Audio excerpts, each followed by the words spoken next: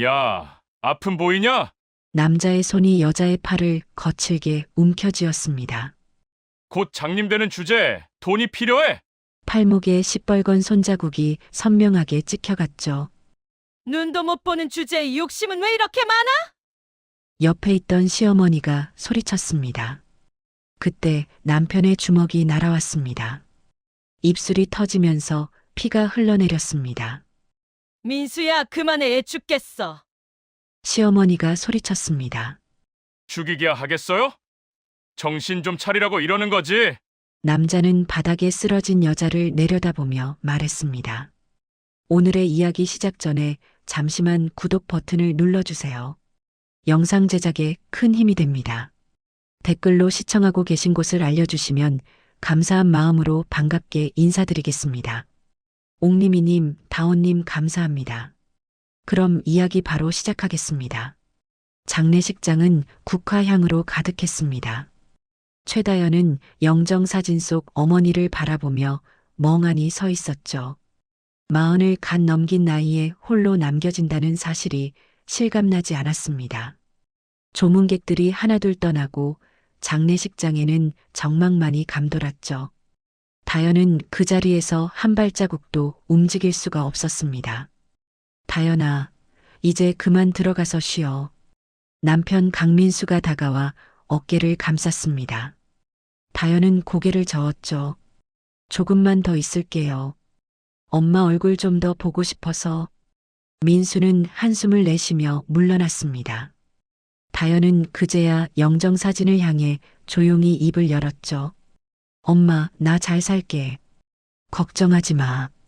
어머니 최인옥 여사는 평생을 알뜰하게 살았던 분이었습니다. 남편을 일찍 여의고 혼자 힘으로 딸을 키워냈죠. 젊은 시절 작은 분식집을 운영하며 새벽부터 밤늦게까지 일했습니다.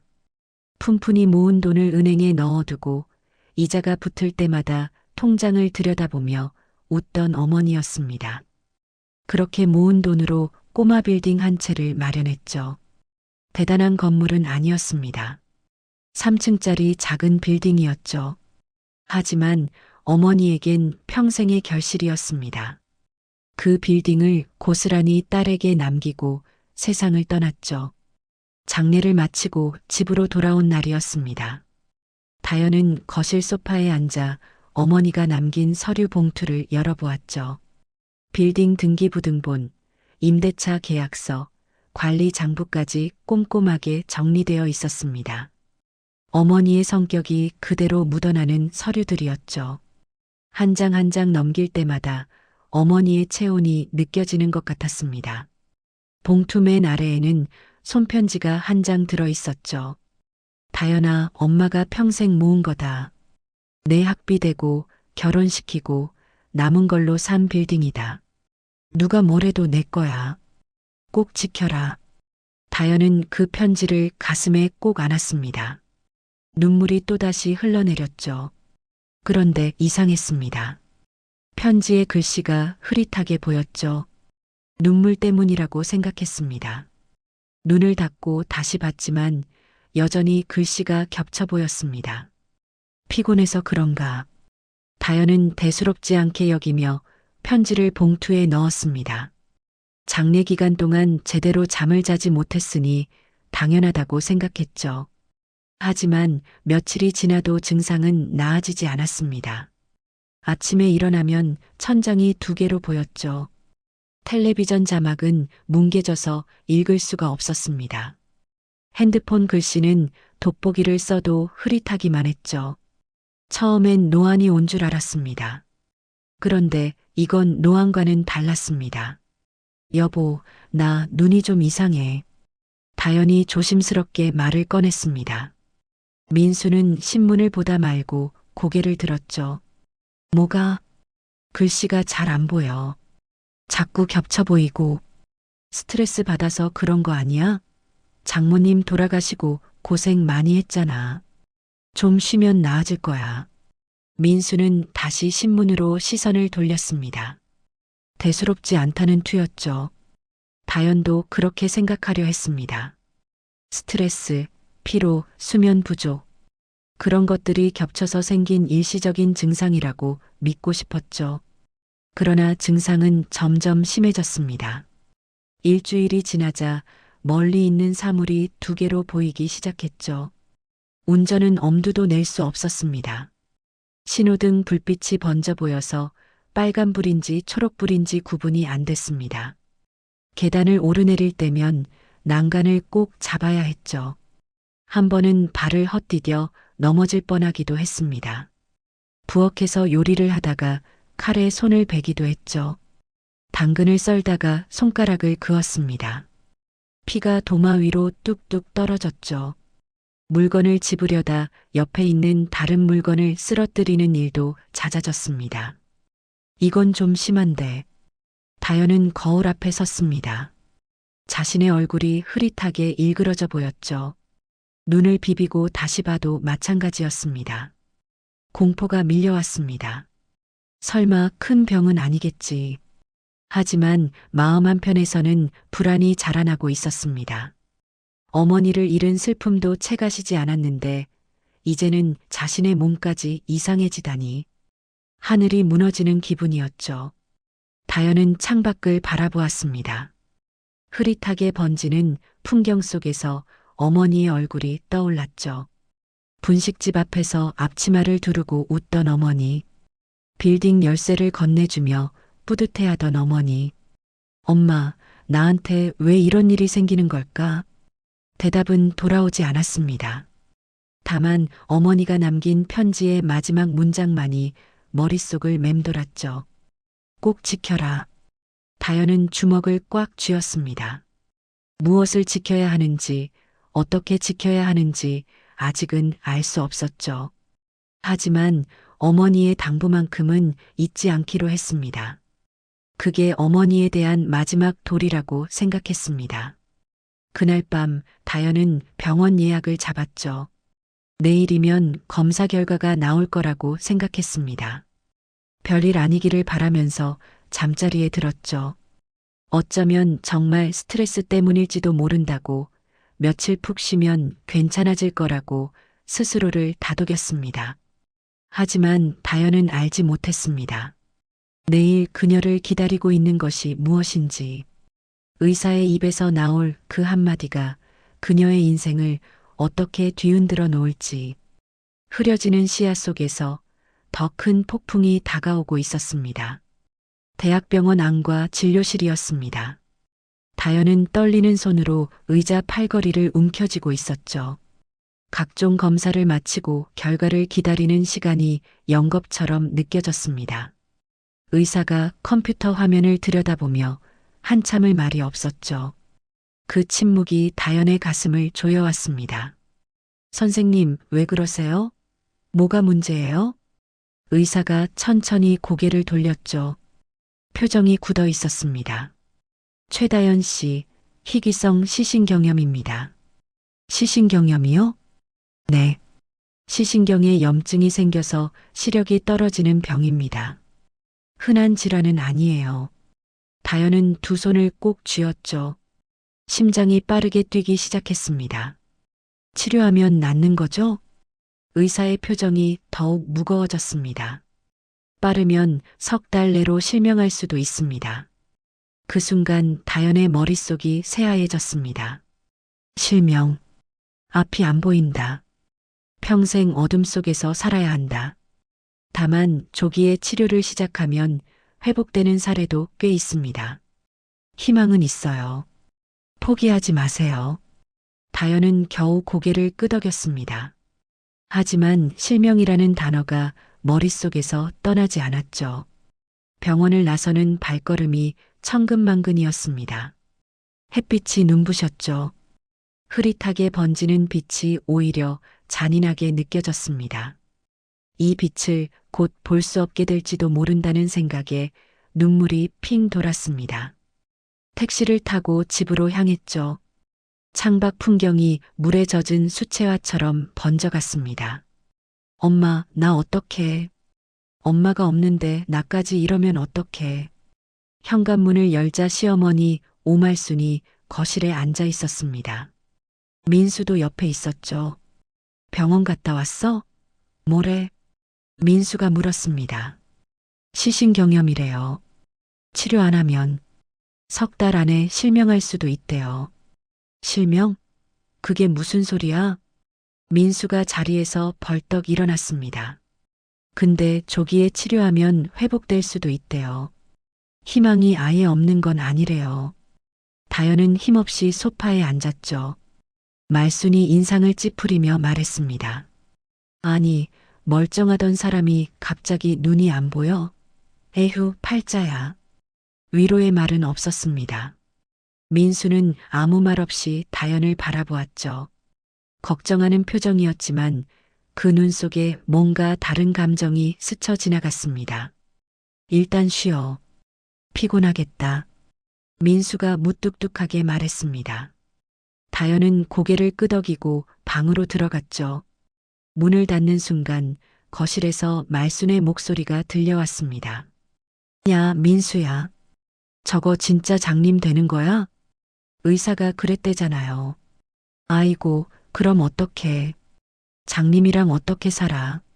다현의 손이 문고리 위에서 멈췄습니다. 심장이 철렁 내려앉았죠. 그러게요. 나도 모르겠어요. 민수의 목소리였습니다. 걱정이 아니었죠. 짜증이 섞인 목소리였습니다. 평생 돌봐야 되는 거 아니야? 밥도 못 차리고 집안일도 못하고. 다현은 벽에 등을 기댔습니다. 다리에 힘이 풀렸죠. 눈물이 주르륵 흘러내렸습니다. 그날 밤이었습니다. 민수가 잠든 줄 알았는데 거실에서 전화 통화하는 소리가 희미하게 들려왔죠. 다현은 살며시 방문을 열고 귀를 기울였습니다. 어머니. 민수의 목소리였습니다. 시력을 잃으면 장님이라고요. 장님이랑 계속 살 수 있을까요? 내가 평생 돌봐야 하는 거 아니에요? 다현은 숨을 멈췄습니다. 근데 지금 이혼하면 제가 나쁜 놈 되잖아요. 아픈 마누라 버린 놈, 일단 좀 두고 봐야죠. 다현의 눈에서 눈물이 멈추지 않았습니다. 입술을 꽉 깨물었죠. 소리내어 울면 안 됐습니다. 조용히 방으로 돌아와 이불을 뒤집어 썼습니다. 온몸을 웅크리고 소리 없이 울었죠. 이 남자와 함께한 세월이 10년이었습니다. 맛있는 반찬 해주려고 새벽부터 일어났고 사업 힘들다고 할 때마다 괜찮아질 거라고 등을 토닥여줬죠. 그런데 돌아온 건 이거였습니다. 장님이랑 계속 살 수 있을까? 그 한마디가 가슴에 비수처럼 꽂혔습니다. 다현은 이불 속에서 주먹을 꽉 쥐었죠. 엄마, 나 이제 어떡하면 좋아? 어머니의 편지가 떠올랐습니다. 꼭 지켜라. 그 말이 머릿속에서 맴돌았죠. 그래, 지켜야 한다. 엄마가 남긴 것, 그리고 나 자신도. 다현은 눈물을 훔치며 다짐했습니다. 무너지지 않겠다고. 절대로. 며칠 뒤 저녁이었습니다. 다현은 부엌에서 저녁 준비를 하고 있었죠. 눈이 흐릿해서 칼질이 조심스러웠습니다. 예전처럼 빠르게 손을 놀릴 수가 없었죠. 당근을 썰다가도 멈추고 눈을 비비고 다시 칼을 들었습니다. 거실에서 텔레비전 소리가 들려왔습니다. 다음 뉴스입니다. 수도권 외곽 지역 땅값이 급등하고 있습니다. 특히 개발 예정 지역을 중심으로 투자자들이 몰리면서 다현은 별 관심 없이 양파를 썰고 있었죠. 그런데 거실이 갑자기 조용해졌습니다. 텔레비전 소리만 또렷하게 울렸죠. 전문가들은 향후 이 지역 부동산 가격이 2배 이상 오를 것으로 전망하고 있습니다. 다현이 고개를 돌렸습니다. 거실 소파에 앉아있던 시어머니 말순의 표정이 보였죠. 눈이 번뜩이고 있었습니다. 입꼬리가 살짝 올라가 있었죠. 욕심이 얼굴에 그대로 드러나 있었습니다. 민수야, 저거 봐라. 저거. 말순이 아들을 불렀습니다. 민수가 방에서 나왔죠. 왜요? 저 뉴스 좀 봐. 땅값 오른다잖아. 다현이네 빌딩 있는데 아니야? 민수의 눈이 커졌습니다. 텔레비전 화면을 뚫어지게 쳐다봤죠. 진짜네. 저기 우리 장모님 빌딩 근처잖아. 그치? 내 눈이 틀림없어. 말순이 씩 웃었습니다. 다연은 부엌에서 그 대화를 듣고 있었죠. 불안한 예감이 스쳐 지나갔습니다. 저녁상을 차리는 손이 떨렸죠. 저녁을 먹는 내내 분위기가 이상했습니다. 말순이 연신 다연을 쳐다봤죠. 무슨 말을 꺼내려다 참는 것 같았습니다. 민수도 마찬가지였죠. 밥을 먹으면서 자꾸 눈치를 살폈습니다. 숟가락 소리만 덜그럭거렸죠. 식사가 끝나고 다연이 설거지를 하려는데 말순이 입을 열었습니다. 다연아, 내 어머니, 그 빌딩 있잖아. 네 엄마가 남긴 거. 다연의 손이 멈췄습니다. 팔 생각 없어? 네. 뉴스 봤잖아. 지금 땅값이 얼마나 오르는데. 이때 팔아야지. 다연은 천천히 고개를 돌렸죠. 말순의 눈이 반짝이고 있었습니다. 어머니, 그건 엄마가 남긴 거예요. 팔 생각 없어요. 아니, 왜? 돈이 얼만데. 지금 안 팔면 바보야. 민수가 끼어들었습니다. 여보, 어머니 말씀이 맞아. 지금이 제일 좋은 타이밍이야. 뭐? 내 사업 요즘 안 좋은 거 알잖아. 빚도 좀 있고, 빌딩 팔아서 정리하면 다시 시작할 수 있어. 다연은 믿을 수 없다는 표정으로 남편을 바라봤죠. 그 빌딩은 엄마가 평생 모아서 산 거예요. 분식집에서 김밥 팔아서 어묵 팔아서 번 돈이라고요. 알아. 근데 장모님도 우리 잘 살라고 남긴 거 아니야? 이렇게 쓰는 게 맞지. 민수의 말에 다연은 할 말을 잃었습니다. 기가 막혔죠. 어머니가 돌아가신 지 한 달도 안 됐는데 벌써 빌딩 팔 생각을 하다니. 말순이 다시 나섰죠. 다연아, 가족끼리 도와야지. 민수 사업 망하면 너도 힘들어. 어머니, 그건. 그리고 네 눈도 안 좋다며? 빌딩 가지고 있어봐야 관리도 못할 거 아니야. 그 말에 다연의 얼굴이 굳었습니다. 가슴이 철렁 내려앉았죠. 시력이랑 빌딩이랑 무슨 상관이에요? 아니, 장님 되면 빌딩 관리를 어떻게 해? 세입자 만나고 서류 보고 그런 거 다 눈으로 해야 하는 거잖아. 생각을 해. 말순의 말이 비수처럼 꽂혔습니다. 다연은 입술을 꽉 깨물었죠. 눈물이 날 것 같았지만 꾹 참았습니다. 그때 민수의 전화가 울렸습니다. 여보세요? 아, 박 사장님. 민수가 전화를 받으며 베란다로 나갔죠. 다연은 설거지를 하는 척하며 귀를 기울였습니다. 네. 빌딩이요? 아, 그 얘기. 네, 지금 가격이 제일 좋다고요? 다연의 손이 떨렸습니다. 그릇을 놓칠 뻔했죠. 아내 명의라서요. 제가 설득해 볼게요. 네, 곧 연락드리겠습니다. 전화를 끊은 민수가 돌아왔죠. 다연과 눈이 마주쳤습니다. 부동산 박 사장이야. 지금 빌딩 내놓으면 좋은 가격에 팔 수 있대. 당신 벌써 부동산에 얘기한 거야? 알아보는 것도 안 돼? 좋은 기회잖아. 다연은 숨을 깊이 들이쉬었습니다. 며칠 생각해보고 말할게요. 뭘 생각해? 지금 결정해야지. 기회는 안 기다려. 그래도 생각할 시간은 줘요. 다연의 목소리가 단호했죠. 민수는 인상을 찌푸렸지만 더 이상 말하지 않았습니다. 말순이 혀를 끌끌 찼죠. 고집은 누굴 닮아서 저래. 그날 밤 다연은 잠을 이룰 수 없었습니다. 어머니의 편지를 꺼내 읽었죠. 흐릿한 눈으로 겨우 글씨를 더듬었습니다. 누가 뭐래도 내 거야. 꼭 지켜라. 어머니의 목소리가 들리는 것 같았죠. 분식집에서 땀 흘리며 일하던 어머니의 모습이 떠올랐습니다. 새벽부터 육수를 끓이고 밤늦게까지 설거지를 하던 그 뒷모습이.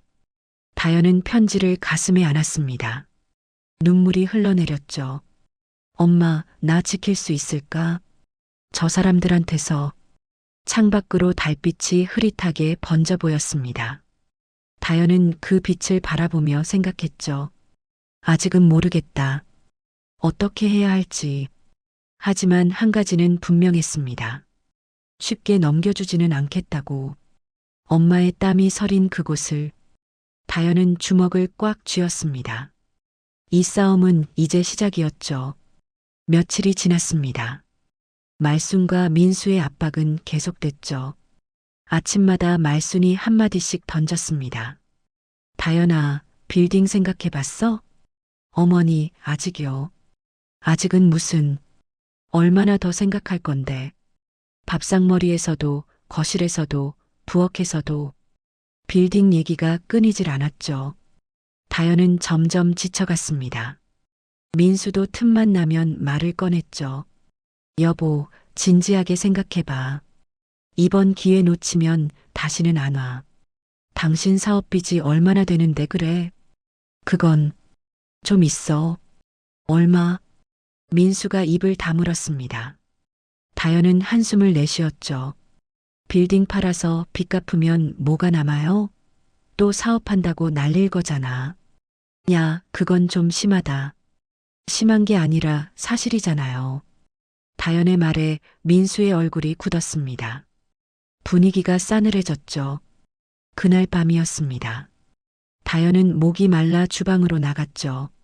냉장고에서 물을 꺼내 마시려는데 안방에서 민수의 목소리가 들려왔습니다. 전화 통화를 하고 있었죠. 어머니. 시어머니와 통화하는 것 같았습니다. 다현은 물컵을 든 채 귀를 기울였죠. 네, 빌딩 얘기 계속하고 있는데요. 안 판대요. 꿈쩍도 안 해요. 민수의 목소리에 짜증이 묻어났습니다. 제가 어떻게 해요? 아내 명의인데. 강제로 팔 수도 없고. 잠시 침묵이 흘렀죠. 말순의 목소리는 들리지 않았지만 민수의 대답으로 내용을 짐작할 수 있었습니다. 네, 뭐라고요? 민수가 놀란 듯 되물었죠. 장님이랑 살 거냐고요? 다현의 심장이 멈추는 것 같았습니다. 물컵을 쥔 손이 떨렸죠. 어머니, 그건 세장가요? 지금 그 얘기를 왜? 다현은 벽에 등을 기댔습니다. 다리에 힘이 풀렸죠. 세장가. 그 단어가 머릿속에서 맴돌았습니다. 빌딩 팔아서 사업체 빚부터 갚아야 세장가를 가던지 말던지 하죠. 민수의 목소리가 또렷하게 들렸습니다. 일단 빌딩부터 팔아볼게요. 어떻게든 설득해 볼게요. 다현의 눈에서 눈물이 흘러내렸습니다. 소리 없이 뜨거운 눈물이 뺨을 타고 흘렀죠. 세장가. 그 말이 가슴에 못처럼 박혔습니다. 눈이 안 보이면 버리겠다는 거였죠. 빌딩 팔아서 빚 갚고 세장가 가겠다는 거였습니다. 다현은 조용히 주방을 빠져나왔죠. 방으로 돌아와 문을 닫았습니다. 이불을 뒤집어 쓰고 소리 없이 울었죠. 온몸이 떨렸습니다. 분노인지 슬픔인지 알 수 없었죠. 아니, 둘 다였습니다. 이 남자와 함께한 세월이 떠올랐죠. 결혼식 날 평생 함께하자던 그 약속. 아플 때 곁에 있어주겠다던 그 맹세. 다 거짓말이었습니다. 아프면 버리고 재산만 챙기겠다는 거였죠. 한참을 울다가 다현은 눈물을 닦았습니다. 흐릿한 눈으로 천장을 바라봤죠. 어둠 속에서 어머니의 얼굴이 떠올랐습니다. 다현아, 꼭 지켜라. 어머니의 목소리가 귓가에 울렸죠. 다현은 천천히 일어나 앉았습니다. 주먹을 꽉 쥐었죠. 엄마, 나 이제 알겠어. 저 사람들에게 기대할 건 아무것도 없었습니다. 가족이라고 믿었던 사람들이었죠. 하지만 그들에게 자신은 그저 돈줄이었습니다. 눈 멀면 쓸모 없어지는 존재였죠. 다현의 눈빛이 달라졌습니다. 슬픔이 사라지고 그 자리를 단단한 결의가 채웠죠. 절대로 빼앗기지 않겠어. 엄마가 남긴 건 절대로. 그리고 나 자신도. 다현은 어둠 속에서 다짐했습니다. 이제 울지 않겠다고. 당하고만 있지 않겠다고. 어떻게든 지켜내겠다고. 창밖으로 달빛이 희미하게 들어왔습니다. 흐릿하게 번지는 빛이었지만 다현에게는 그 어느 때보다 선명하게 느껴졌죠. 마음속에 단단한 결심이 생겨난 밤이었습니다. 이제 더 이상 무너지지 않겠다고. 그렇게 다현은 밤새 잠들지 못했죠. 하지만 눈물은 더 이상 흐르지 않았습니다. 대신 가슴속에 불꽃 하나가 피어올랐죠. 작지만 꺼지지 않는 불꽃이. 그 불꽃이 앞으로 다현을 이끌어갈 거였습니다. 폭풍 속에서도 흔들리지 않게. 며칠이 더 지났습니다. 말순의 압박은 점점 거세졌죠. 아침부터 저녁까지 빌딩 얘기뿐이었습니다. 다현아, 도대체 언제까지 생각만 할 거야? 어머니, 저도 고민 중이에요. 고민은 무슨? 팔면 되잖아. 간단한 걸 뭘 그렇게 복잡하게 생각해. 다현은 대답하지 않았습니다. 입을 다물고 설거지만 했죠. 말순이 혀를 끌끌 찼습니다. 가족끼리 도와야지. 왜 이렇게 이기적이야? 그 말에 다현의 손이 멈췄죠. 이기적이라니. 어머니가 평생 모은 재산을 지키려는 게 이기적인 거라니. 하지만 다현은 아무 말도 하지 않았습니다. 지금은 참아야 했죠. 민수도 매일 압박했습니다. 여보, 이번 주 안에 결정해. 부동산 박 사장이 기다리고 있어. 왜 그렇게 급해요? 급하지. 빚 독촉이 얼마나 심한데. 이번 달 안에 갚아야 해. 그건 당신 사업 빚이잖아요. 왜 내 빌딩으로 갚아야 하는데요? 민수의 얼굴이 일그러졌습니다. 내 빌딩? 부부 재산은 공동 재산 아니야? 그건 혼인 중에 번 돈이고 이건 상속받은 거예요. 달라요. 다현의 목소리가 단호했죠. 민수는 인상을 찌푸리며 자리를 떴습니다. 분위기가 험악해졌죠. 그날 오후였습니다. 말순이 다현을 거실로 불렀죠. 민수도 옆에 앉아 있었습니다. 두 사람의 표정이 심상치 않았죠. 다현아, 앉아. 말순이 소파를 가리켰습니다. 다현은 천천히 앉았죠. 불안한 예감이 들었습니다. 오늘 확실하게 대답해. 빌딩 팔 거야, 안 팔 거야? 말순의 목소리가 날카로웠죠. 어머니, 저는. 어머니 말고 대답이나 해. 다현은 숨을 깊이 들이쉬었습니다. 그리고 또렷하게 말했죠. 안 팔아요. 절대. 순간 정적이 흘렀습니다. 말순의 얼굴이 불그락푸르락 변했죠. 뭐, 지금 뭐라고 했어? 안 판다고요. 그 빌딩은 엄마가 남긴 거예요. 절대 안 팔아요. 2년이 끝까지. 말순이 벌떡 일어났습니다. 민수도 자리에서 일어났죠. 여보, 다시 한번 생각해봐. 민수가 다가왔습니다. 생각 다 했어요. 안 팔아요. 왜 이렇게 고집이야? 가족 다 죽이려고? 가족이요? 다현이 씁쓸하게 웃었죠. 세장가 얘기하던 사람이 가족 운운해요? 민수의 얼굴이 굳었습니다. 뭐? 다 들었어요. 시어머니랑 통화하는 거. 장님이랑 어떻게 사냐고. 빌딩 팔고 세장가 가겠다고. 민수의 눈이 흔들렸죠. 그건 그냥 한 말이야. 그냥요? 그게 그냥 할 수 있는 말이에요? 다현의 목소리가 떨렸습니다. 눈물이 차올랐지만 꾹 참았죠. 좋게 좋게 말할 때 도장 찍어. 민수의 목소리가 차가워졌습니다. 안 팔아요. 다현이 단호하게 말했죠. 그 순간 민수의 손이 다현의 팔을 거칠게 움켜쥐었습니다. 아, 다현이 비명을 질렀죠. 뼈가 으스러질 것 같은 힘이었습니다. 곧 장님 되는 주제에 빌딩이 무슨 소용이야. 민수가 소리쳤죠. 나요. 아파요. 아프면 도장 찍어. 그럼 놔줄게. 민수의 눈이 험악하게 빛났습니다. 말순이 옆에서 거들었죠. 눈도 못 보는 주제에 빌딩이 뭔 대수라고 이 난리야. 다연의 눈에서 눈물이 흘러내렸습니다. 팔목에 시뻘건 손자국이 선명하게 찍혀갔죠. 안 팔아요. 다연이 이를 악물며 말했습니다. 끝까지. 민수의 주먹이 올라갔죠. 바로 그때였습니다. 딩동. 초인종 소리가 울렸죠. 모두의 동작이 멈췄습니다. 딩동, 딩동. 초인종이 다시 울렸죠. 민수가 다연의 팔을 놓았습니다. 누구야 이 시간에. 말순이 인상을 찌푸리며 현관으로 갔죠. 문을 열자 중년 남자가 서 있었습니다. 작업복을 입은 남자였죠. 손에 서류 봉투를 들고 있었습니다. 누구세요? 저는 장복수라고 합니다.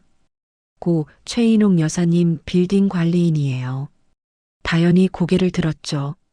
사모님께서 생전에 작성해 두신 관리계약 문서 전달드리러 왔습니다. 복수가 안으로 들어왔습니다. 그리고 다연을 보는 순간 얼굴이 굳었죠. 다연의 팔에 선명하게 찍힌 멍이 눈에 들어왔습니다. 눈물 자국이 얼룩진 얼굴도. 복수는 말없이 서류 봉투를 건넸습니다. 따님께 전해드립니다.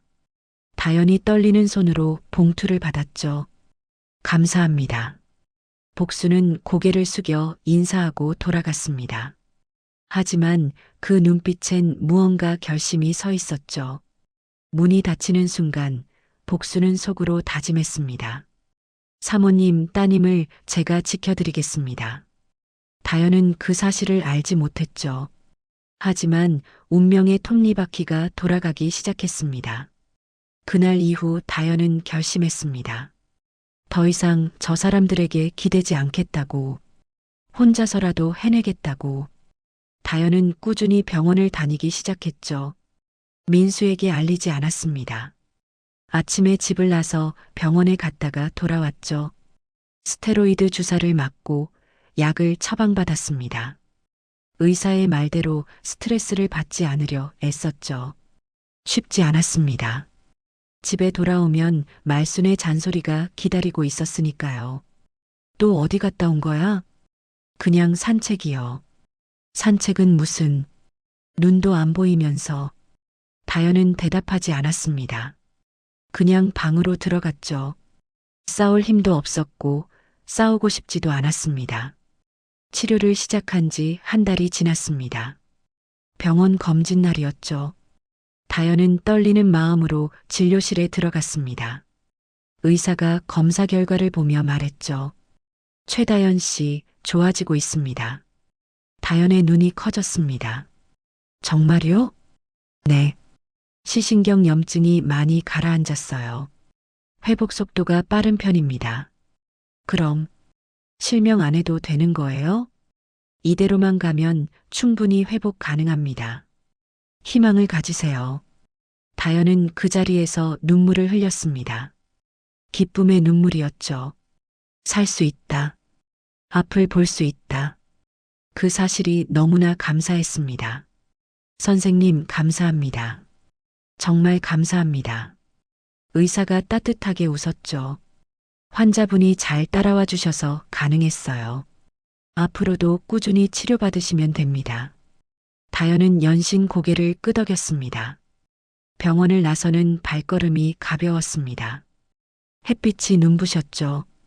예전보다 덜 흐릿하게 보였습니다.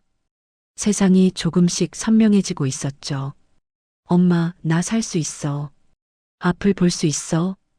다연은 하늘을 올려다보며 속으로 말했습니다. 눈물이 또 흘렀죠. 이번엔 슬픔이 아니었습니다. 희망이었습니다.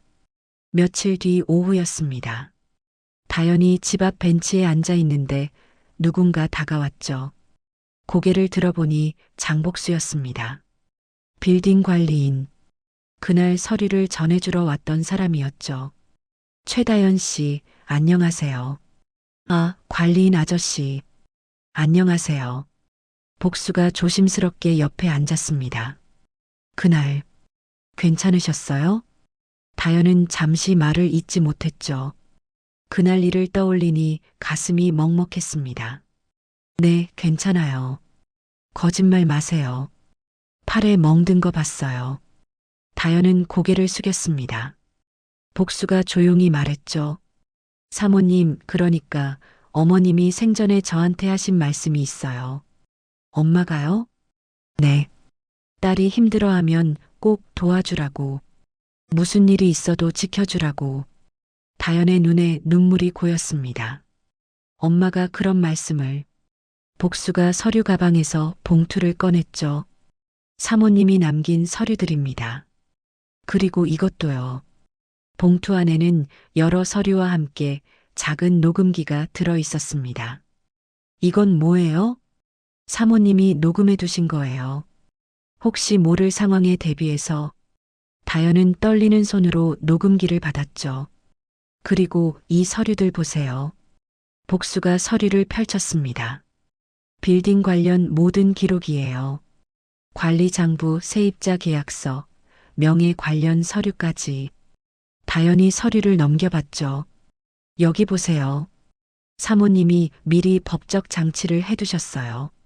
다연 씨 동의 없이는 누구도 이 빌딩에 손댈 수 없게. 다연의 손이 떨렸습니다. 엄마가 이런 준비를. 사모님이 걱정을 많이 하셨어요. 사위분이 사업에 손대신다고 들으셨나 봐요. 복수의 말에 다연은 할 말을 잃었죠. 어머니는 이미 알고 계셨던 거였습니다. 민수가 어떤 사람인지. 그래서 미리 대비해 두신 거였죠. 이 녹음에는 뭐가 들어 있어요? 다연이 물었습니다. 저도 자세히는 몰라요. 근데 사모님이 중요하다고 하셨어요. 꼭 필요할 때 들으라고. 다연은 녹음기를 가슴에 꼭 안았습니다. 눈물이 흘렀죠. 엄마, 이렇게까지 준비해뒀구나. 나 몰래. 복수가 자리에서 일어났습니다. 다연 씨, 두 분이 빌딩에 손 못 대도록 제가 도와드릴게요. 법적으로 문제없게 모든 증거 정리해뒀어요. 다연이 고개를 들었죠. 왜 이렇게까지 도와주세요? 복수가 멀리 하늘을 바라보며 말했습니다. 사모님 은혜를 많이 입었어요. 제가 어려울 때 손 내밀어 주신 분이에요. 이제 그 은혜를 따님께 갚을 차례죠. 다연은 깊이 고개 숙여 인사했습니다. 감사합니다. 정말 감사합니다. 복수가 돌아간 뒤 다연은 오래도록 그 자리에 앉아 있었죠. 손에 쥔 서류와 녹음기.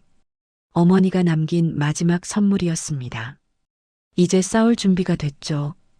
다연은 변호사를 찾아갔습니다. 복수가 소개해준 사람이었죠. 가정폭력 전문 변호사였습니다. 다연은 그동안 있었던 일을 처음부터 끝까지 털어놓았죠.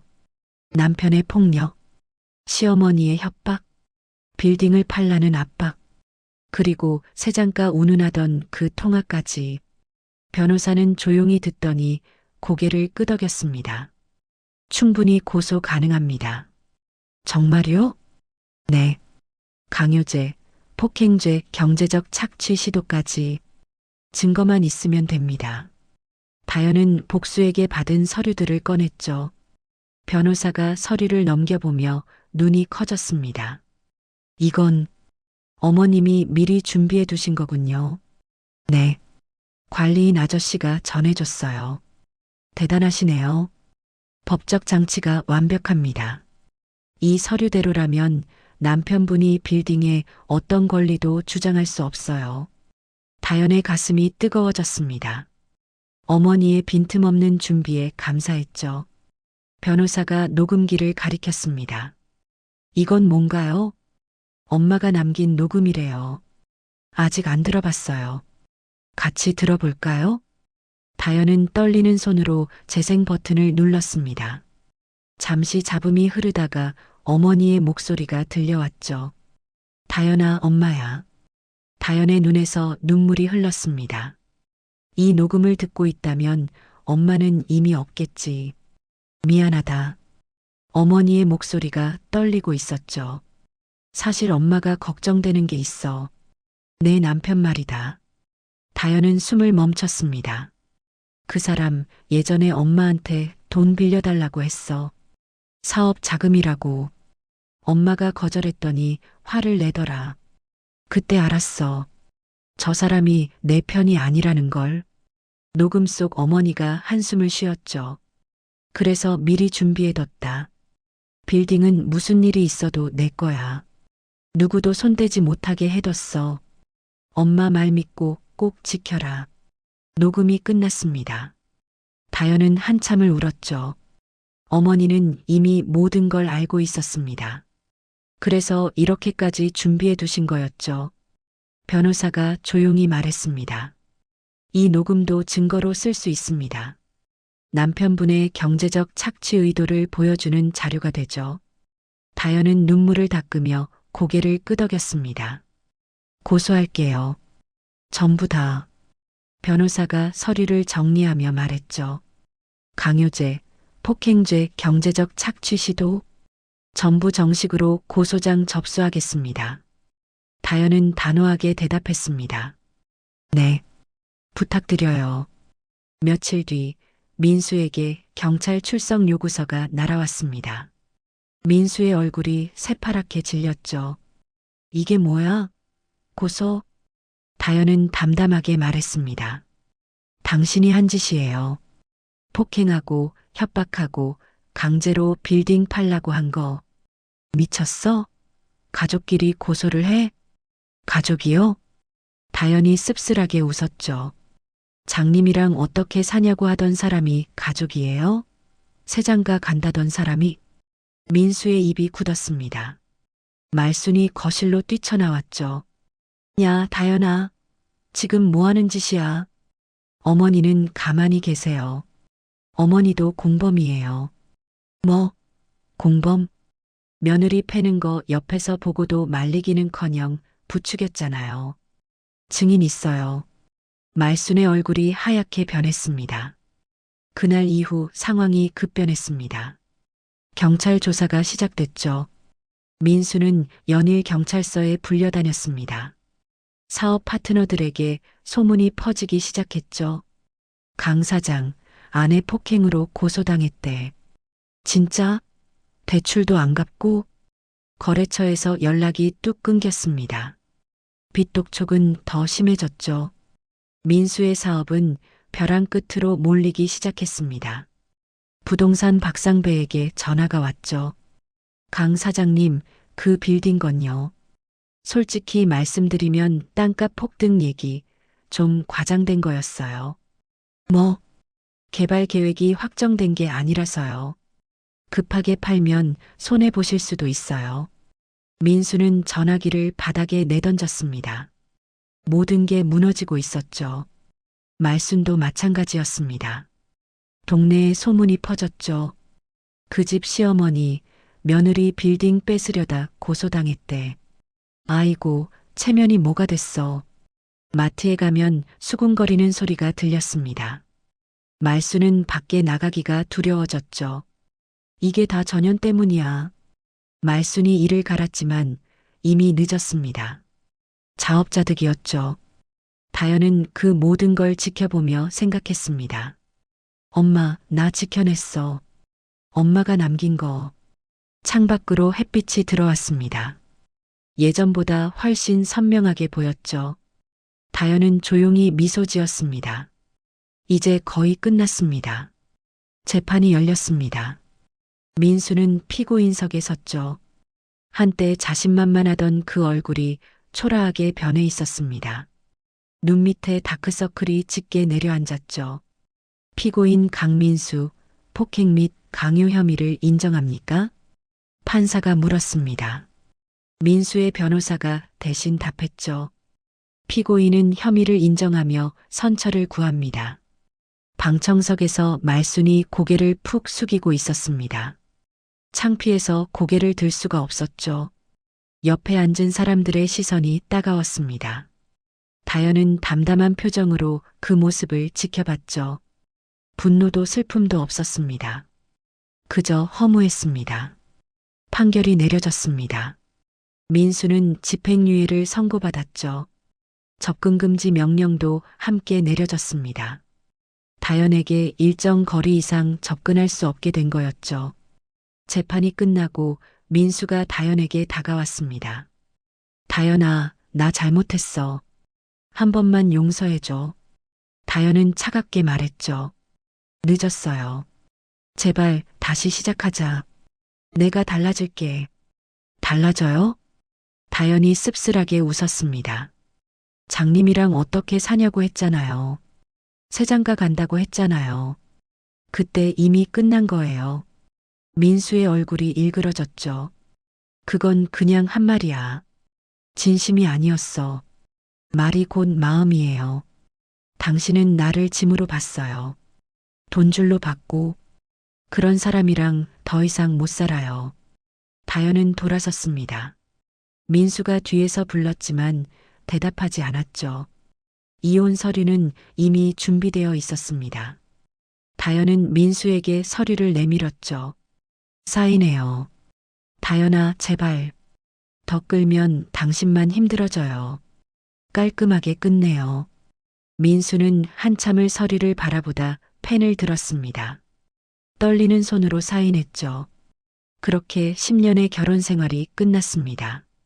다연은 서류를 받아들며 생각했죠. 후련하다. 슬프지 않았습니다. 오히려 짐을 내려놓은 기분이었죠. 말순의 상황도 비참해졌습니다. 동네방네 소문이 퍼졌죠. 그 집 시어머니 아픈 며느리 팩에 놔두고 빌딩 뺏으려 했대. 아이고, 그런 몹쓸 년이 있나. 마트에 가면 사람들이 피했습니다. 경로당에서도 쫓겨나다시피 했죠. 말순이 왔네. 우리 자리 없어. 가족도 못 챙기는 사람이 무슨 낯짝으로 여기 와. 말순은 집에 틀어박혀 나오지 못했습니다.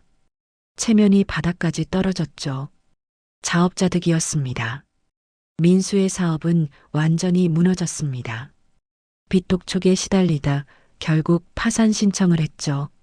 거래처도 친구도 모두 등을 돌렸습니다. 혼자 남은 민수는 쪽방에서 살게 됐죠. 그제야 후회가 밀려왔습니다. 내가 왜 그랬을까? 왜 그랬을까? 하지만 이미 늦었죠. 돌이킬 수 없었습니다. 다연은 새 삶을 시작했습니다. 시력은 거의 완전히 회복됐죠. 의사가 웃으며 말했습니다. 축하드려요. 이제 정상 시력이에요. 다연은 눈물을 흘렸습니다. 감사의 눈물이었죠. 선생님, 정말 감사합니다. 환자분이 포기하지 않고 노력한 결과예요. 축하드립니다. 병원을 나서며 다연은 하늘을 올려다봤습니다. 파란 하늘이 선명하게 보였죠. 구름 한 점 없이 맑았습니다. 엄마, 나 해냈어. 다연은 어머니의 빌딩으로 향했습니다. 3층짜리 작은 건물이었죠. 대단한 빌딩은 아니었습니다. 하지만 어머니의 평생이 담긴 곳이었죠. 다연은 빌딩 앞에 서서 위를 올려다봤습니다. 창문에 햇빛이 반사되어 반짝였죠. 엄마, 내가 지켰어. 엄마가 남긴 거. 눈물이 흘렀습니다. 하지만 슬픈 눈물이 아니었죠. 엄마, 이제 제가 끝까지 지킬게요. 다연이 소리내어 말했습니다. 바람이 불어왔죠. 마치 어머니가 대답하는 것 같았습니다. 장복수가 다가왔습니다. 다연 씨, 오셨어요? 네, 아저씨. 감사해요. 정말 제가 한 건 아무것도 아니에요. 다 다연 씨가 해낸 거예요. 다연이 고개를 저었죠. 아니에요.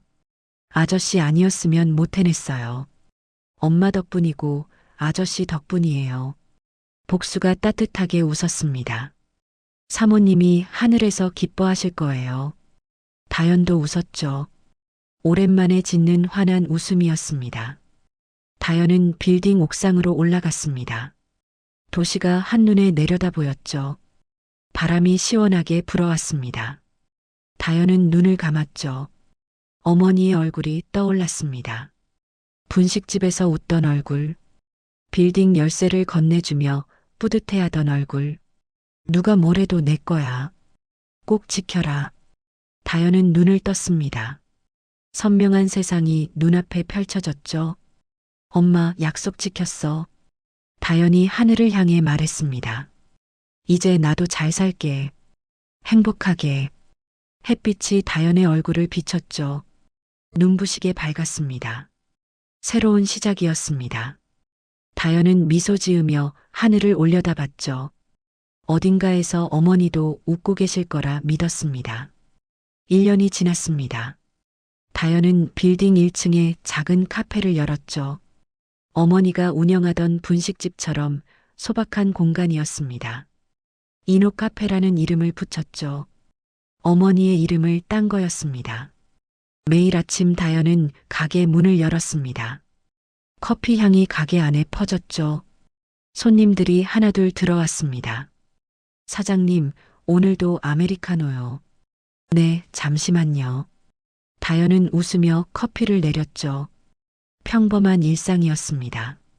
하지만 그 평범함이 얼마나 소중한지 이제는 알았죠. 장복수가 카페에 들렀습니다. 다현 씨, 잘 되고 있네요. 아저씨 덕분이에요. 커피 드릴게요. 아이고, 맨날 얻어먹기만 하네. 복수가 멋쩍게 웃었죠. 다현이 커피를 건네며 말했습니다. 아저씨, 진짜 감사해요. 그때 아니었으면 지금의 저는 없었을 거예요. 무슨 소리예요? 다 다현 씨가 해낸 거지. 아니에요.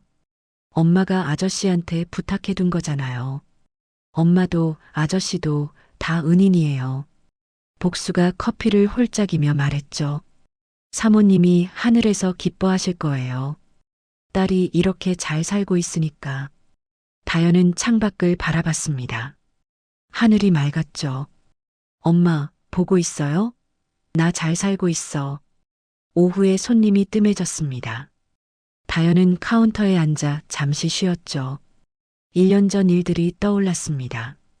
어머니의 죽음, 실명 선고, 남편의 배신, 시어머니의 냉대, 폭력과 협박, 그리고 그 모든 것을 이겨낸 시간들.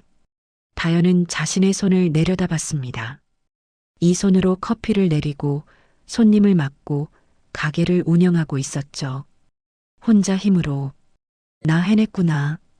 뿌듯함이 밀려왔습니다. 문이 열리며 누군가 들어왔습니다. 다현이 고개를 들었죠. 낯익은 얼굴이었습니다. 민수였죠. 초라한 행색이었습니다. 옷은 구겨져 있었고 얼굴은 수척해져 있었죠. 다현은 표정 변화 없이 물었습니다. 뭐하러 왔어요? 다현아, 나 좀 도와줘. 접근금지 명령 잊었어요? 신고할까요? 민수의 얼굴이 일그러졌죠. 제발 한 번만. 돈 좀만 빌려줘. 진짜 힘들어. 다현은 차갑게 말했습니다. 당신이 힘든 건 당신 탓이에요. 나한테 왜 와요? 우리 10년을 같이 살았잖아. 정이라는 게 있잖아. 정이요? 다현이 씁쓸하게 웃었죠. 장님이랑 어떻게 사냐고 했을 때 정은 어디 있었어요? 새장가 간다고 했을 때는요? 민수가 입을 다물었습니다. 그때 당신이 버린 거예요. 정도, 인연도 다. 이제 와서 손 벌리지 마요. 다현은 핸드폰을 들었죠. 10초 안에 안 나가면 경찰 불러요. 민수는 한참을 서 있다가 돌아섰습니다. 어깨가 축 처져 있었죠. 문이 닫히고 민수의 모습이 사라졌습니다. 다현은 한숨을 내쉬었죠. 불쌍하다는 생각은 들지 않았습니다. 자업자득이니까요. 저녁이 됐습니다. 다현은 가게 문을 닫았죠. 청소를 하고 정리를 하고 내일 준비를 했습니다. 가게 불을 끄기 전에 어머니 사진을 바라봤죠. 카운터 옆에 작은 액자를 놓아뒀습니다. 분식집 앞에서 웃고 있는 어머니 사진이었죠. 엄마, 오늘도 수고했어. 나, 다현이 사진을 향해 말했습니다. 내일도 열심히 할게. 지켜봐줘. 불을 끄고 가게를 나섰죠. 밤하늘에 별이 떠 있었습니다. 다현은 하늘을 올려다봤죠. 선명하게 보이는 별들이 반짝였습니다. 1년 전에는 이 별들이 흐릿하게 번져 보였죠. 이제는 또렷하게 보였습니다. 내 눈으로 세상을 볼 수 있다는 게 이렇게 감사한 거구나. 다현은 깊이 숨을 들이쉬었습니다. 시원한 밤 공기가 폐를 채웠죠. 엄마, 나 행복해. 다현이 작게 말했습니다. 힘들었는데 이제 괜찮아. 앞으로도 잘 살게. 바람이 불어왔죠. 마치 어머니가 대답하는 것 같았습니다. 다현은 미소 지으며 집으로 향했습니다. 내일도 가게 문을 열어야 했죠. 손님들이 기다리고 있을 테니까요. 평범한 하루가 끝났습니다. 하지만 그 평범함이 가장 큰 행복이라는 걸 다현은 이제 알았죠. 지금까지 사연 빛나는 밤이었습니다. 감사합니다.